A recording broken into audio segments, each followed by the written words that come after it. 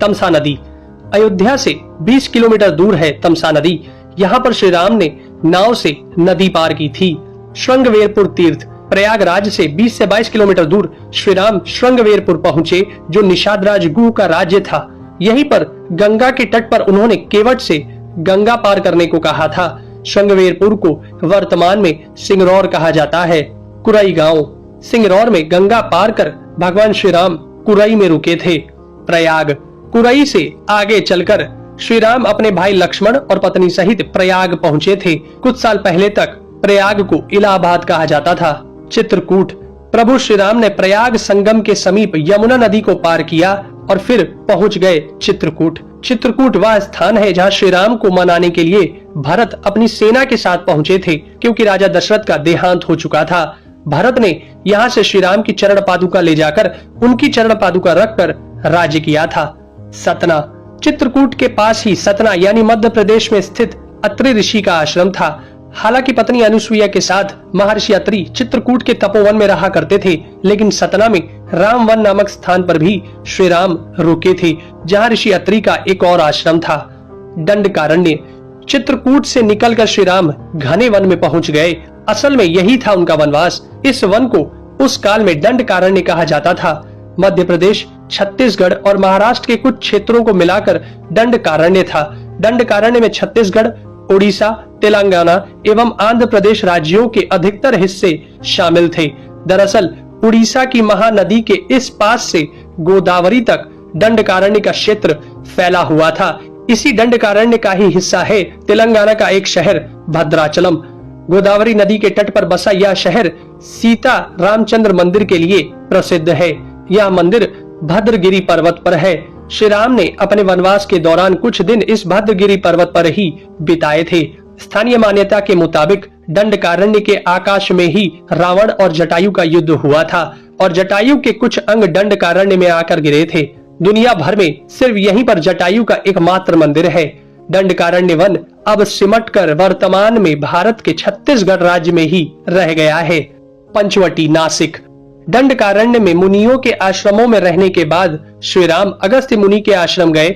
यह आश्रम नासिक के पंचवटी क्षेत्र में है, जो गोदावरी नदी के किनारे बसा है। यहीं पर लक्ष्मण ने सूर्पनखा की नाक काटी थी। श्री राम ने खरवादूषण के साथ युद्ध किया था। गिद्धराज जटायु से श्री राम की मैत्री भी यहीं हुई थी। वाल्मीकि रामायण अरण्य कांड में पंचवटी का मनोहर वर्णन मिलता है। सर्वतीर्थ। नासिक क्षेत्र में ही सूर्पनखा की नाक कटी तथा मारीच और खरवादूषण के वध के बाद ही रावण ने सीता का हरण किया और जटायु का भी वध किया था, जिसकी स्मृति नासिक से 56 किलोमीटर दूर ताकेड़ गांव में सर्वतीर्थ नामक स्थान पर आज भी संरक्षित है। जटायु की मृत्यु सर्वतीर्थ नाम के स्थान पर हुई, जो नासिक जिले से इगतपुरी तहसील के ताकेड़ गांव में मौजूद है। इस स्थान को सर्वतीर्थ इसलिए कहा गया क्योंकि यहीं पर मरणासन्न जटायु ने सीता माता के बारे में बताया। राम जी ने यहाँ जटायु का अंतिम संस्कार करके पिता और जटायु का श्राद्ध तर्पण किया था। पर्णशाला। पर्णशाला तेलंगाना के खम्माम जिले के भद्राचलम में स्थित है। यह रामालय से लगभग 1 घंटे की दूरी पर स्थित है। पर्णशाला को पंचशाला या पंचशाला भी कहते हैं। पर्णशाला गोदावरी नदी के तट पर स्थित है।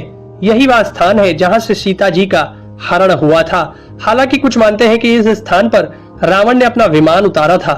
इस स्थल से ही रावण ने सीता को पुष्पक विमान में बिठाया था, यानी सीता जी ने धरती यहाँ छोड़ी थी। इसी से वास्तविक हरण का स्थल यह माना जाता है। यहाँ पर राम सीता का प्राचीन मंदिर है। तुंगभद्रा। सर्वतीर्थ और पर्णशाला के बाद श्री राम लक्ष्मण सीता जी की खोज में तुंगभद्रा तथा कावेरी नदियों के क्षेत्र में पहुंच गए। तुंगभद्रा एवं कावेरी नदी क्षेत्रों के अनेक स्थलों पर वे सीता जी की खोज में गए। शबरी का आश्रम। श्री राम और लक्ष्मण सीता की खोज में तुंगभद्रा और कावेरी नदी को पार करते हुए चल दिए। जटायु और कबंध से मिलने के पश्चात वे ऋषिमुख पर्वत पहुंचे। रास्ते में वे पंपा नदी के पास शबरी आश्रम भी गए, जो आज केरल में स्थित है। पंपा तुंगभद्रा नदी का पुराना नाम है। इसी नदी के किनारे पर हम्पी बसा हुआ है। रामायण में हम्पी का उल्लेख वानर राज्य किष्किंधा की राजधानी के तौर पर किया गया है। केरल का प्रसिद्ध शबरीमलय मंदिर तीर्थ इसी नदी के तट पर स्थित है। ऋषिमुख पर्वत। मलय पर्वत और चंदन वनों को पार करते हुए वे ऋष्यमुख पर्वत की ओर बढ़े। यहाँ श्री राम ने हनुमान और सुग्रीव से भेंट की, सीता जी के आभूषणों को देखा और बाली का वध किया। ऋष्यमुख पर्वत वाल्मीकि रामायण में वर्णित वानरों की राजधानी किष्किंधा के निकट स्थित था। ऋष्यमुख पर्वत तथा किष्किंधा नगर कर्नाटक के हम्पी जिला बेल्लारी में स्थित है। पास की पहाड़ी को मतंग पर्वत माना जाता है। इसी पर्वत पर मतंग ऋषि का आश्रम था जो हनुमान जी के गुरु थे। कोडिकरई। हनुमान और सुग्रीव से मिलने के बाद श्री राम ने वानर सेना का गठन किया और लंका की ओर चल पड़े। तमिलनाडु की एक लंबी तट रेखा जो लगभग 1000 किलोमीटर तक विस्तारित है। कोडिकरई समुद्र तट वेलांकनी के दक्षिण में स्थित है, जो पूर्व में बंगाल की खाड़ी और दक्षिण में पाल्क स्ट्रेट से घिरा हुआ है। यहाँ श्री राम की सेना ने पड़ाव डाला और श्री राम ने अपनी सेना को कोडिकरई में एकत्रित कर विचार विमर्श किया, लेकिन श्री राम की सेना ने उस स्थान के सर्वेक्षण के बाद जाना कि यहाँ से समुद्र को पार नहीं किया जा सकता और यह स्थान पुल बनाने के लिए उचित भी नहीं है। तब श्री राम की सेना ने रामेश्वरम की ओर कूच किया। रामेश्वरम समुद्र तट एक शांत समुद्र तट है और यहाँ का छिछला पानी तैरने और सन बाथिंग के लिए आदर्श है। रामेश्वरम प्रसिद्ध सनातन तीर्थ केंद्र है। भगवान श्री राम ने लंका पर चढ़ाई करने के पहले यहाँ भगवान शिव की पूजा की थी।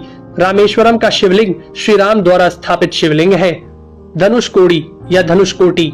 3 दिन की खोजबीन के बाद श्री राम ने रामेश्वरम के आगे समुद्र में वह स्थान ढूंढ निकाला जहाँ से आसानी से श्रीलंका पहुंचा जा सकता हो। उन्होंने नल और नील की मदद से उक्त स्थान से लंका तक का पुनर्निर्माण करने का फैसला लिया। धनुषकोडी भारत के तमिलनाडु राज्य के पूर्वी तट पर रामेश्वरम द्वीप के दक्षिणी किनारे पर स्थित एक गांव है। धनुषकोडी पनबन के दक्षिण पूर्व में स्थित है। धनुषकोडी श्रीलंका में तलेमन्नार से करीब 18 मील पश्चिम में है। इसका नाम धनुषकोडी इसलिए है कि यहाँ से श्रीलंका तक वानर सेना के माध्यम से नल और नील ने जो पुल यानी राम सेतु बनाया था, उसका आकार मार्ग धनुष के समान ही है। इन पूरे इलाकों को मन्नार समुद्री क्षेत्र के अंतर्गत माना जाता है।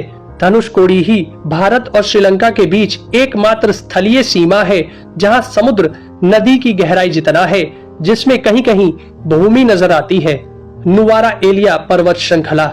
वाल्मीकि रामायण के अनुसार श्रीलंका के मध्य में रावण का महल था।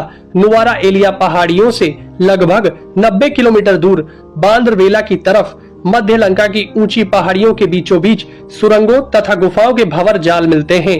यहाँ ऐसे कई पुरातात्विक अवशेष मिलते हैं जिनकी कार्बन डेंटिंग से इनका काल निकाला गया है। श्रीलंका में नुवारा एलिया पहाड़ियों के आसपास स्थित रावण फॉल, रावण गुफाएं, अशोक वाटिका, खंडहर हो चुके विभीषण के महल आदि की पुरातात्विक जांच से इनके रामायण काल के होने की पुष्टि होती है। आजकल भी इन स्थानों की भौगोलिक विशेषताएं, जीव, वनस्पति तथा स्मारक आदि बिल्कुल वैसे ही हैं जैसे कि रामायण में वर्णित किए गए हैं।